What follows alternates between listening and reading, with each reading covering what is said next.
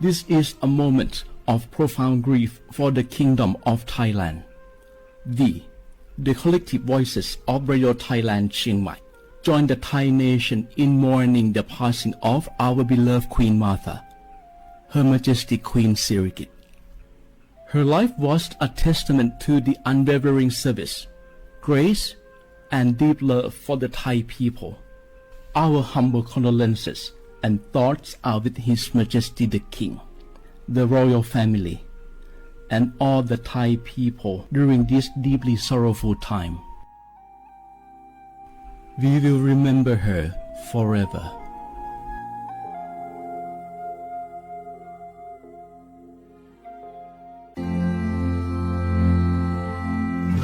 รากฐานสังคมไทยตั้งแต่อดีตจนถึงปัจจุบันเคารพเทิดทูนสถาบันพระมหากษัตริย์เป็นศูนย์รวมจิตใจที่เหนียวแน่นของคนไทย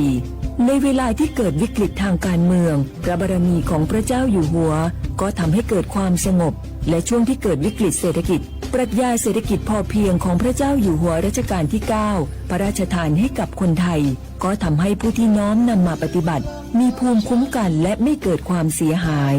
พระปฐมบรมราชโองการของพระเจ้าอยู่หัวรัชกาลที่ 10เราจะสืบสานรักษาและต่อยอดและครองแผ่นดินโดยธรรมเพื่อประโยชน์สุขแห่งอาณาราษฎรตลอดไป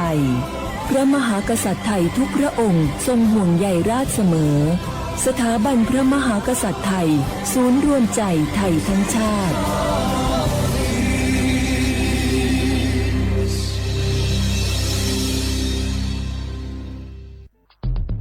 แค่3 ปีความเสียหายจากอาชญากรรมไซเบอร์ของคนไทยพุ่งทะลุถึง 94,000 ล้านบาทหรือเฉลี่ยปีละ 30,000 ล้านบาททุก1 ชั่วโมงเราเสียเงินกว่า 3.4 ล้านบาทให้กับมิจฉาชีพออนไลน์โจรไม่เห็นใจคนอาชีพไหนอายุเท่าไหร่สถานะทางการเงินแบบใดหมอพ่อค้านักธุรกิจนักเรียนแม่บ้านข้าราชการเกษียณทุกคนตกเป็นเหยื่อได้เสมอและวันหนึ่งอาจเป็นคุณหรือคนที่คุณรักเพราะจุดอ่อนร่วมของเหยื่อคือความเร่งรีบขาดสติหรือแม้แต่บางครั้งก็เกิดความโลภจนเกินไปอย่าปล่อยให้การกดคลิกเดียวลิงก์เดียวทำให้โจรยิ้มกว้างวันนี้ถึงเวลาแล้วที่คนไทยทุกคนจะต้องร่วมมือกันสร้างภูมิคุ้มกันอาชญากรรมไซเบอร์ช่วยกันหยุดก่อนที่ภัยไซเบอร์จะทำให้คนที่คุณรักและตัวคุณเองกลายเป็นเหยื่อ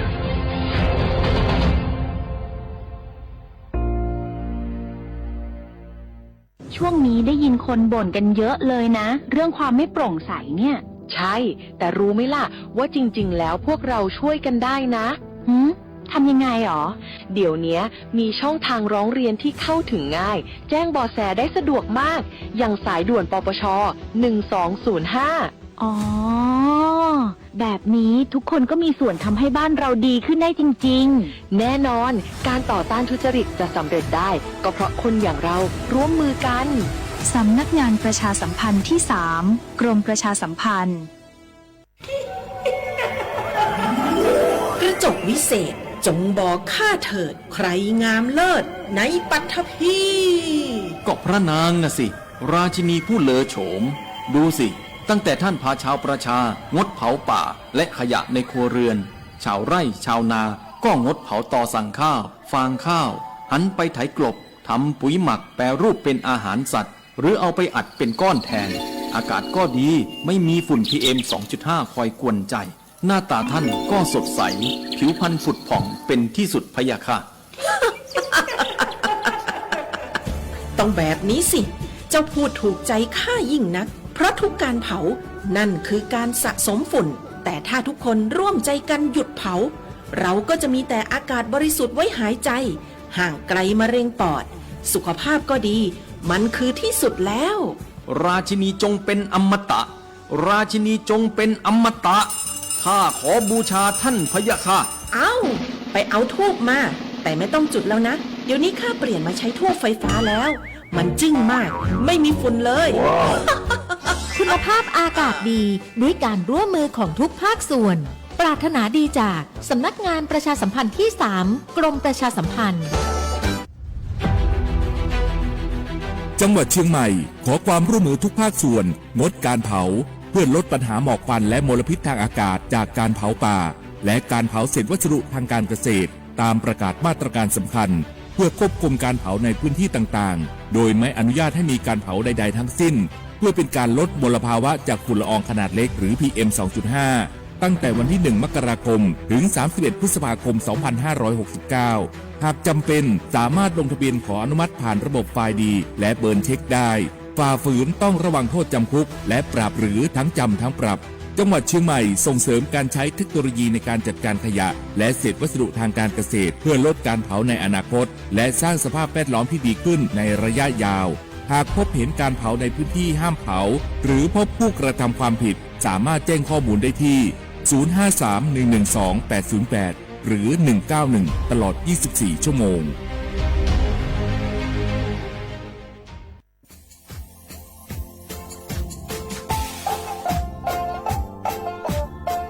น่ารักถึงมาปีใหม่ซึ่งจีนชมังโงมันยาคณะรัฐมนตรีไงมีมติยากกว่าอยู่หัวระมองเมื่อเหือนยากุลาซือหาหนีซือกุยังไง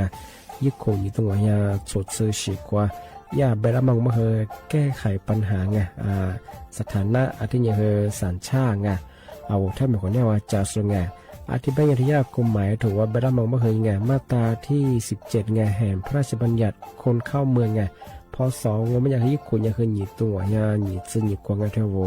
ถ้ามีคนนั้นว่าจุลาโซอาทิตย์นี้คือมือจ่าจางงเป็นยังไงอาทิตย์นี้ว่ามีทะเบียนประวัติเธอถูกต้องอยู่ไงอาทิตย์บ้าว่าสามารถยื่นขอสถานะไงคนต่างด้าวเข้าเมืองโดยชอบด้วยกฎหมายที่ดียินหน้าบุรุษไงอาทิตย์ทยากฎหมายถือว่าบรรดามันเป็นไงมาตราที่7ทวีไงแห่งพระราชบัญญัติไงสัญชาติยึดขวงงบไปเฮอพศยังไง2508ไงเอาถ้ามีคนได้ว่าเฮอตาสุงโงไม่ยังไงอาทิตย์นี้เฮออาบามันก็จะเฮออามาไงเอาว่าอยู่ในทะเบียนประวัติบุคคลไงอธิบายว่าไม่มีสถานะทางทะเบียนมันจะแบบว่าสามารถยื่นขอสัญชาติไทยที่กรุงเทพมหานครไงยื่นที่สำนักบริหารการทะเบียนกรมการปกครองอธิบายเราส่วนต่างจังหวัดจะสมบูรณ์ว่ายื่นต่อในอำเภอตานภูมิลำนาไงปีขวานนแล้วก็จะบอกว่าอำเภอยี่ที่ยื้อชองยื้อเวลางูไม่ยายาว่าเวลาใช้กันยาขนาดถี่เนี่ยขวานยี่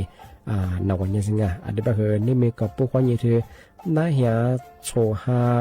ยี่ซึกูยังไงยึดโขงยี่ตัวเหี่ยโชซึกูขอเสือเอาทียื้อชองถึงมาปีใหม่ซึ่งจุดเช้าว่าเช้าข้าได้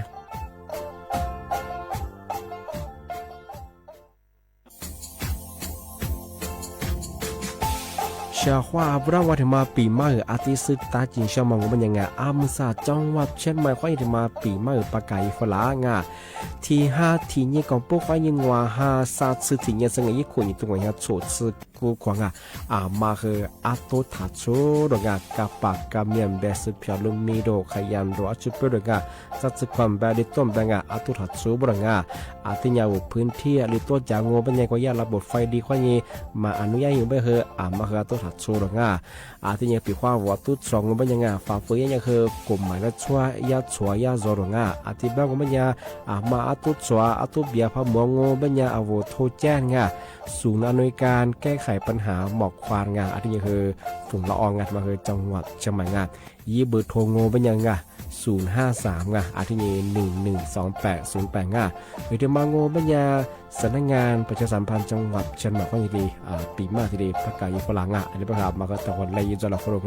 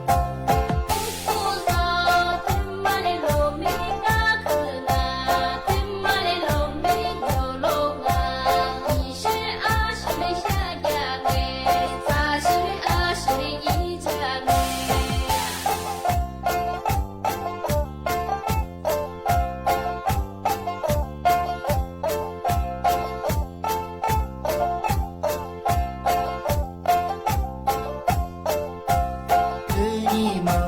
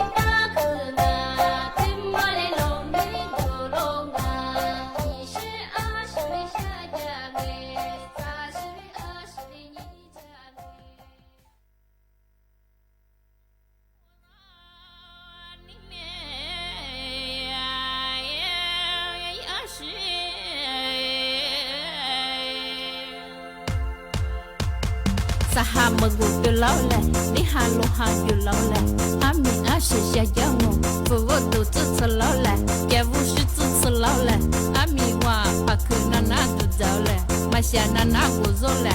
ami wa paku nanadu zaneo, masya nanagu zuneo, 只是皮莫头个呗，个把都插住个呗，皮不提做不到了，你不啥做家手了，啊和啊里不得，个有把路家手，咦，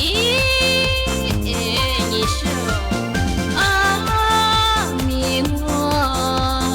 不得哈不罗马头，也是哈多了马头，是多么子嘎啦嘞。我罗么来的老嘞，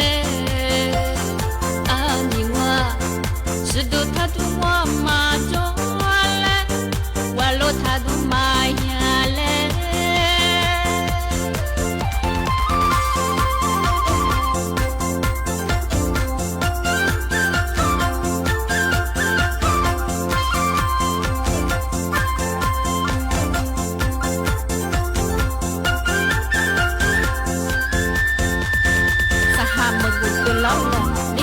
hanyu laule, ami ashe xia yango, fuwo tu tutsu laule, kevu shi tutsu laule, ami wa paku nanagu zaule, masya nanagu zole, ami wa paku nanagu zaneo, masya nanagu zuneo, 只是皮莫头个呗，个把都插住个呗，你不提做不到了，你不啥做家手了，啊和啊里不得，个有把路家手，咦。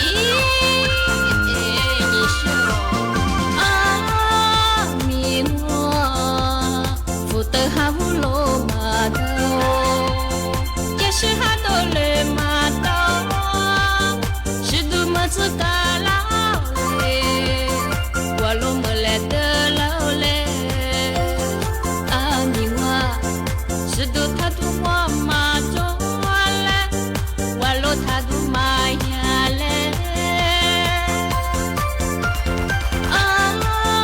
你我，福德哈乌。罗马头，也是哈多勒马头，是多么子嘎老嘞，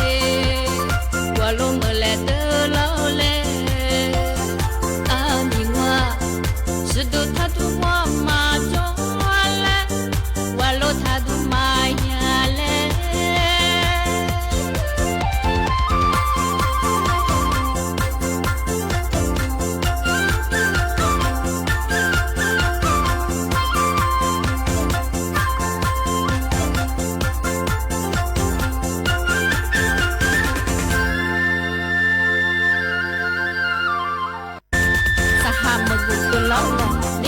hanyu laule, ami ashe xia yango, fuwo tu tutsu laule, kevu shi tutsu laule, ami wa paku nanagu zaule, masya nanagu zole, ami wa paku nanagu zaneo, masya nanagu zuneo, 只是皮莫头个呗，个把都插住个呗，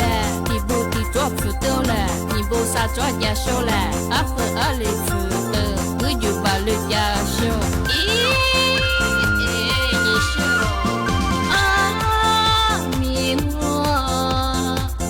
哈乌罗马头，也是哈多勒马头，是多么子嘎老嘞，我罗么来的老嘞，啊你我，是多他多我马做嘞，我罗他多马呀。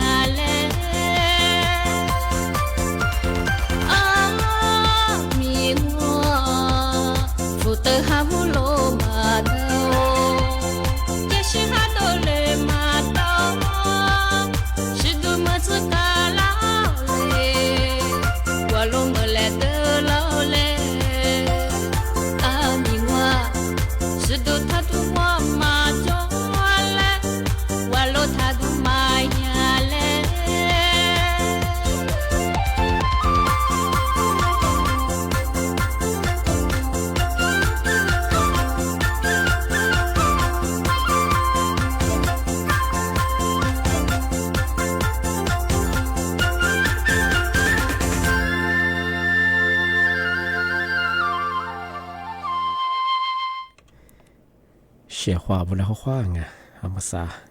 你莫话你啥莫啊，啊我李松我都知道话做ไปแล้ว啊。เอาลิสุงประกาศกุบตาจิ้มใหม่สถานีวิทยุกระจายเสียงแห่ง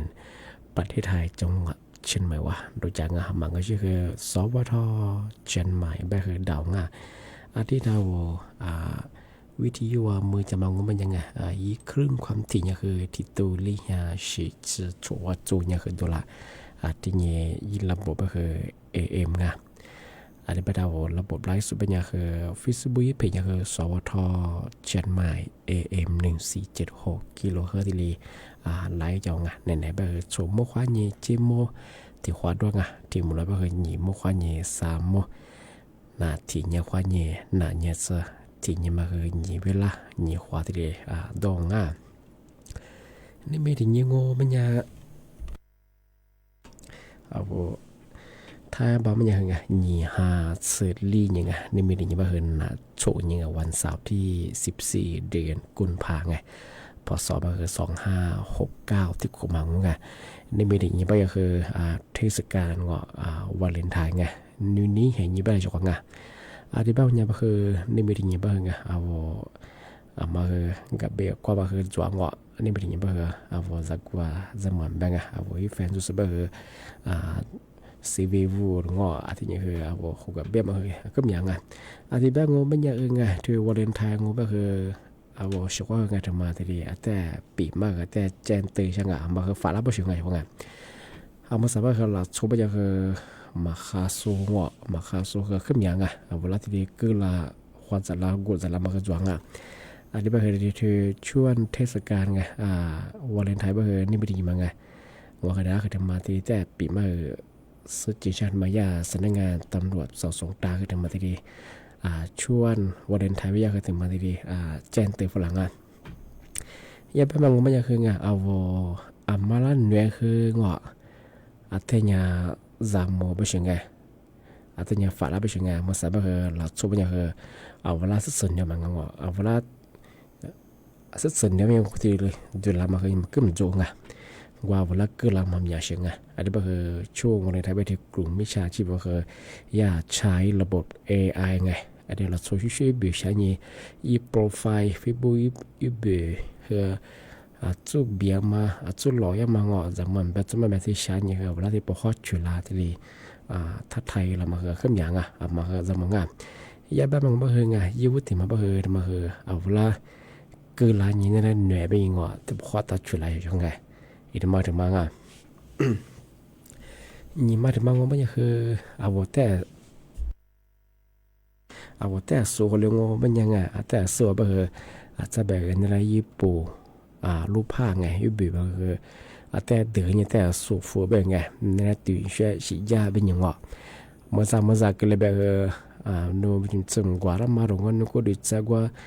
รูปภาพโป้ยังจะมาคือส่งพลังเป็นยังไงสียาเป็นยังไงอันนี้แบบอยากส่งแบบไงกันยาแบบที่ว่าแต่ว่าแบบเมลยังมาคือจ่วยอยู่ไงโน้ตบ่าพอมาเกิดมันยังนุ่ยบิดมารูปภาพมันว่าส่งพลังมันว่าสุราสูงมันก็คิดว่าFacebook ว่าโซเชียลว่าที่ได้พูดยังไงเป็นไงเราที่ได้คุยกันช่วงไงอันนี้แบบว่าคือโซเชียลมันจ่วยสักตัวละว่าคือพวกว่าเบอร์วันในช่วงไงไอ้เดี๋ยวมันไงอันนี้ความยังคือเราชอบไปเอาวันเหนื่อยเป็นยังที่เลยบอกว่าช่วยเราว่าอันนี้แบบว่าแต่สู้อะไรยี่ครับวันนี้ใส่ซื้อแบบคืออะไรเล็กเกินมายี่ซื้อเลยช่วงไงอะไรไม่ใช่ว่าความจะได้ช่วงไงทำมาก็ถึงมาไงสามารถถึงมาแบบคือแต่ก็เราบอกว่ายึดกลุ่มไงยึดกลุ่มรัดเป็นอย่างว่ายึดคลิปวิดีโอดิฉันว่าตื่นเช้าเป็นอย่างคือถ้ายึดกลุ่มเดี๋ยวเราตื่นแล้วเป็นไงอันนี้เป็นโน้ตพัดเดี๋ยวเราไม่ยังนั่งว่ายึดลิ้นสูบไว้เป็นไงอันนี้แบบว่ายึดลิ้นพันยึดเดียงว่าเป็นยังไงอามาซาบ้านลิ้นมาคือพันยึดเดียงคือยากว่าโทรศัพท์ว่ายึดแฮปดีมาคือจะยังไงข้อมูลดิฉันไงแต่มาคือก็จะมาจังไงมาสักเป็นยังคือถ้าโกยไงแต่ยึดเดียที่ที่มองว่าเป็นยังไงไงยี่เจแต่สู้กันเลยเป็นยังไงยี่ละแต่ที่ยืนจากว่าแต่เชื่อใจยังงเป็นยังไงแต่เมื่อช่วยไปเคยเยอะเวลาลงทุนจะมังไงว่าวิเลยเยอะทั้งหมดคือเวลายังไงลงทุนจะมังไงปีข้อนลงทุนได้บ้างยี่ปุดเสือมีอะไรที่เราว่าเป็นยังไงปีข้อนงอมือ งอมือซื้อรูทุนได้บ่คืออาบาถึงมองว่าบ่ยังคือจิกกันว่าบ่คือแสนสมมุติที่รู้ว่าไม่ยินนี่แหละคือทีรูทุนเยอะมาสุดไงอันนี้แบบบ่คือจะเอารูทุนมันสนใจแล้วเป็นไงปุ๊บสุดก็ว่าอยากกันแล้วว่าอย่างคืออีกำไรว่าอย่างคือรูทุนช่องเป็นไงบ่รูทุนมันสุดไงกันยาแบบเนี่ยอาบาถึงมาแบบคือเยี่ยว่าเกล้าจังอาบาเนี่ยมาสบายแบบคือบ่แต่ยาเลยแบบผู้บ่มาเลี้ยวไงที่แรกฝุดตึกมาคือติดต่อยิ่งมั่วคือด้วยไงมาคือจะมาชกงานมาคือยาคือที่ลีลางที่ถึงมาโง่ไม่ยากชกงานที่ถึงมาบ้าคือมาคือยาคืออยากจังเอาจะกว่าจะมั่มแบะมั่มแบะปีขวาวัวหลัดชมมาซื้อสูงมาไงเอาพัดช่วยล้างมาเป็นยาคือไงมาคือจะมั่งส่วนเรื่องโคเตียคืออะไรชิกจ้าอะไรชิกดูแลคือไงมาคือยามาซื้อมาสูงเป็นยาคือartinya zamanga au masanga ya shiga zalama shiga duramanga acha wo za wo do ba net sunna la ma sengo acha za do ba de au khot sa ba ga so ta wa chong ngai ti ma nga acha wo yi mo ta wa yi bi de ma ma senga chong ngai ati ba ya chong ma ka za mo chong nga ti de ma ba kha no au ta so lo ngo ba nya wa na ni za za ya be nga wa la ha yi kho teกว่ายี่สิบ8จะแบบแต่ว่าจุดนี้มันคือจุดเฉพาะว่าไงที่มันอ่ะเอาภาษาไม่ก็คืออักขระสามจุดอ่ะเอามาสู้ก็เป็นอย่างคืออัตแต่สู้ที่เป็นกว่าคือแต่ก็นิสัยมาสู้เป็นอย่างคือไงมันคือฟ้าเชื่อมได้ช่วงไงมันก็จะมองว่าช่วงวันเลนไทน์เป็นอย่างคือไงมันคือแต่เนี่ยฝันละไงกลุ่มไม่ใช่ชีพที่ชื่อว่าเนี่ยเวลาที่นี่นั่นเหนือนี่นั่นแหละเป็นจ้าเชื่องอเลยเป็นจ้าเป็นหินชาลูกุลิวัวงอหินสุดที่ชาหรืองอโลนิสก้าวัวเป็นยังไงเอาเวลาที่เราปกครองชมว่าอันนี้คือเอายี่ฟิบัวพอดีมาคือไงยี่โปรไฟล์เป็นคือว่าอย่างคือเลยยี่มางอธุรกิจยี่มาคือยี่เบื่อคือไม่เอาลูกตาหนึ่งไงเอามาพอดีแล้วคือโอ้ทำไมยี่คือเลยยี่ก็ล้างอนักธุรกิจเป็นยังไงแบบคือจุดจ่ายเสียจังไงอีทำไมไงเอามาเสียนี่มาคือเอาคือยี่เบื่อตัวนี้คือที่จุดจ่ายมาตั้งแต่ยี่ก็จังไงอาจารย์ยี่เบื่อตัวนี้ก็ลบพลาดตัวนี้ก็คือที่จุดจ่ายมาคือสุดท้ายไปเลยนฟุบายี่แสนสี่ล้านสี่ล้านกว่าไงมาคือจะมองงานทำไมถึงมาเจนเตชนะงานที่ยังงานที่มาถึงเชียงว่าคืองานที่ถึงมาทำไมยาสำนักงานตำรวจไงสอบสวนกลางงานมายาถึงมาเจนเตฝรั่งที่มาเนี่ยคือว่าชั่วโมงที่แปลมังที่ยังเดียวไวกับเสียงสูงกลุ่มวิชาชียาวและคือจะจริงมาชิงโง่เป็นยังไงมาก็ที่ชีวิตมาที่สุดท้ายเป็นยังไงที่สุดท้ายเป็นยังแบบนั้นเจ้าวันละพัชจิตจบสนบงานนี่มีงานนี่ขึ้นบ้างที่คนนี้ว่าพอที่ปัจจุบันคือเสื้อเชียงไงบ้างมาคือทัดจุดว่าส่วนอะไรเยอะตัวยังไงยี่วุฒิมาโง่เป็นยังไงยี่วุฒิเป็นยังไงอย่างเวลาโทรเราเชียงไงเอาละว่าจะซื้อจะมางอที่เรียกจะมายิบผียังเป็นไงมาคือสำหรับโปรโมชั่นเอาสมมติไปมาละเอาที่ไว้กับสิ่งสุดที่เรียกไปเชียงไงอันนี้ว่าวัวไม่อยากจะซื้อมาโดยเฉพาะงานนั่นนะว่ายุบสุโขลางอนี่แหละที่เสนอเยอะอย่างไงยังไงยี่โครงการหน่วยงานเขายังที่เรียนรู้เป็นยังไงเอาว่าที่คือหลังทำมาถึงมังจำมงนี่มาถึงมังไม่ยังเอาชั่วโมงไม่ยังคือเอาไม่ยุ่งคุยอันนี้ว่าแต่กระโดดไปฟุตบอลสารเราก็ง่ายไปคืออย่างว่าล้างยังไงนูฟุตบอลสารมาลุทุยมาไปยังไงนูก็สารมันยังคืออาชีพอีปยมจุลงนูพอลุทุยเรางงไปยังที่นูเอาไปถึงมาคือยี่มือสามมือแบบที่เรียกว่าเป็นยังไงเวลาว่าล้างที่เรียลุทุยจะมาโจชกงาอันนี้แบบยี่เปิดซื้อเป็นยังไงนี่ยังคือว่าเป็นยังไงยี่เวลาเห็นยี่แบบคือมือซ้ายวันนี้เป็นยังไงอันนี้แบบสมมติแบบคืองาบุคืงาพอสารมาคือที่เหลือสารเนี่ยยี่ประโยชน์โจแบบเป็นยังไงลุทุยใช่ป่ะยูจ่ายเฉลี่ยแบบคือยี่ลุทุยแบบกันยาแบบเนี่ยคือมองวันเราลุทุยแล้วมองวันเราเปิดเสริมมองวันกันไรมองวันไปยังสุดท้ายแบบเปื่อยที่เหลือคือตัวเองมาคือยี่มาทำมังสามารถถึงมังโง่ไม่ยังจริงก็ถือว่าโง่ไม่ยังปีข้าวสมองก็มายี่ผู้จะชื่อจงว่าเป็นยังไงจะเหมือนแบบจุ่มปั้นแบบว่าล้างอย่างนี้แหละนี่แหละเหนื่อยนี่แหละกว่าสิ่งเชื่อเป็นยังไงสมมติที่คือหลังมาคือเมียบุรุษที่มันไม่ยังนั้นเนี่ยบางอย่างยังไงที่มันคือนัวผู้จะเชื่อจบุรุษที่ล้างยังไงอันนี้คือล้างยังไงที่มันคือจำมองสมมติไปบาง ที่ถึงมาโง่ไม่ยังไงที่ก็ถือว่าโง่ไม่ยังโง่หนุ่ยเจ้าหน้าที่รัฐบาลเป็นยังไงมุสาโนกุลากุเลยิชัวอีคดีกุเลจัวที่เลจัวเป็นยังไงเอาละขู่ยังมังอันนี้บ่เหรอบ่จัวลงมาบ่เหรอฟุบาเดียเชงยังไงไอ้บ่เหรอฟุบาเกอเชงไงนุคดีที่เลมือนี่จะช่องบ่เหรอไงยาที่เลจัวน่าเป็นยังไงเอ็มมาเหรอไงเดี๋ยวคนพอชุดละมากันจัวไงเอ็มมาเหรอจะมั่วชัวไงที่ถึงมาโง่ไม่ยังไงย่าเคยเอาเวลาวันในในมีไงหมดสมหมดได้ว่ายาอาหารเสริมที่ชิงเวลาชิงไงในสุดไม่เคยว่าสมหมดมิซากุลิค่าที่ลิค่าเป็นไงยาสมุนไพรดงสิจิวันที่สิจิในสุดเป็นไงที่นี่เช้าจุดในสุดดงยี่จะมีคนน้าก็มาจ่ายมาค่าแล้วเป็นยังไงอีกมาว่าที่กู้เวลาชิงไงมาคือในสุดราคาพิเศษเป็นยังไงมาคือวันที่สมหมดมิซาลิงเป็นยังไงเวลาที่กู้เวลาชิงไงมาคือจำมั้งในสุดยาเวลามาที่เอากว่าล้างขายยาดิเชตแต่ละเนี่ยเวลามาคืออย่างมาคือจำมั้งชิงไงว่าสมมุติเขาจะสบายไงตีถึงมาโง่ไม่ยังตีถึงมาคือไงมาคือเวลาโทรฟ้านี่เจ้าหน้าที่ที่เอารัฐบาลไม่ยังไงที่เอาสมมุติที่แปลมาละเอาสมมุติยุคโคโชซึโคกับพวกยามาดงที่ยังไว้กับเสียงสัววุฒิมูมาดูสุดายาว่าประกั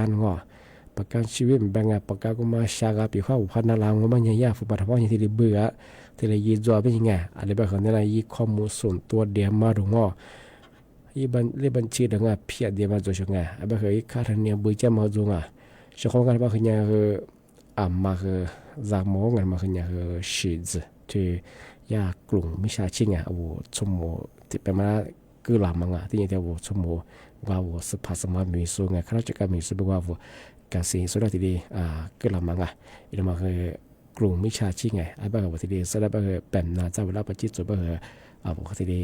เสื้อเป็นยังไงคือว่ากลุ่มนางอะไรบ้างที่เป็นยังมังไม่ใช่เชื่อเวลาที่ดี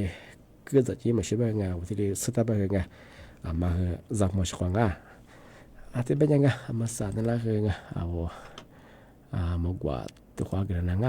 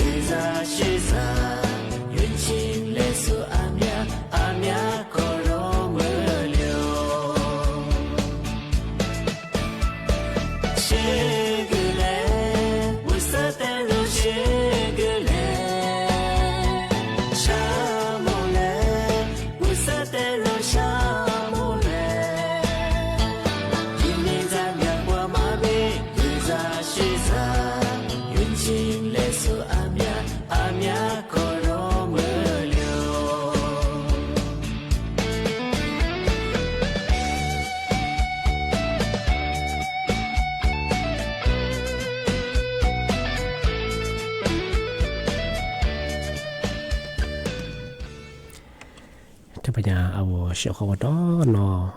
มือฝาตะบุจสุงเอาเชื่อเขาว่าลิโซยามากกว่าจะมาแต่ฝึกปัญญาเด็กฝรั่งเอาเชื่อเขาว่ามึงกว่าเรามันน่าใช่ป่ะคือเด็กฝรั่งจบปัญญาคือเกิดฝรั่งก็ดอง อันนี้บ้างก็ไม่ยากชควางานนะปีมาเชื่องะเอาชมโมที่แปลมังะเอาผู้สูงอายุแบงะอันนี้เดียวว่าชมโมเกษียณสูงะเอาว่าราชการมีสูงะสภามีสูงชดสกุลเป็นว่าสูเกษียณมันจะยังไงไอ้บ้างอยากกลุ่มมิชาที่ว่าเดียวชมโมวัยเกษียณสุดได้มันก็ชื่อว่าชมโมเห็นความจะสุดได้ที่เลยทฟลานี่ที่เลยผู้บักก็ลามาเฮมีอาชีพงะที่แบงะทำมาชีจงานที่ยามีอย่างนี้กลุ่มมิใช่ขี้ไงที่ว่าสมมุติว่าที่ปกติจุฬามังมาที่เรียนสถาบันไงเอาที่เรียนฝาล่างช่วงแต่ว่ามาที่เรียนกิจไม่เชิงที่บ้านก็ไม่ยังไงนี่มีที่มูลค่าเอาชดาปีมาคือที่เรียนจงที่บ้านคือสั้นในนั่นนั่นเนี่ยชมมุขวันเนี่ยคือจีมัวตัวความมูลค่าที่มูลบ้านคือหญิงมุขวันเนี่ยสามมุขน่ะที่เนี่ยวันเนี่ยนั่นเนี่ยเสือตัวอย่างอาวลิสงบประกาศกุบัตาจิ้มใหม่สวทเชียงใหม่AM 1476กิโลเฮิรตซ์วิทยุเบอร์ระบบยา AM ครึ่งความที่ยาคือที่ตัวลียาฉีดสื่อโจวตัวยาคือดูหลังเอาไว้เชื่อว่ากระทัดซาในหลังจากว่าก็สมองข้อความสวัสดีครับ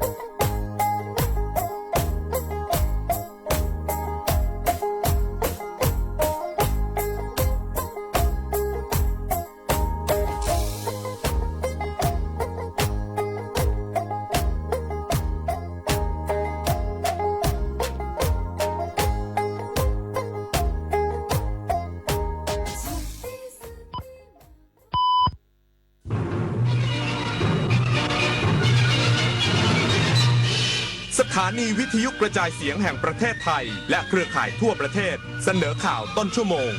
รู้เร็วรู้จริงเกาะติดทุกสถานการณ์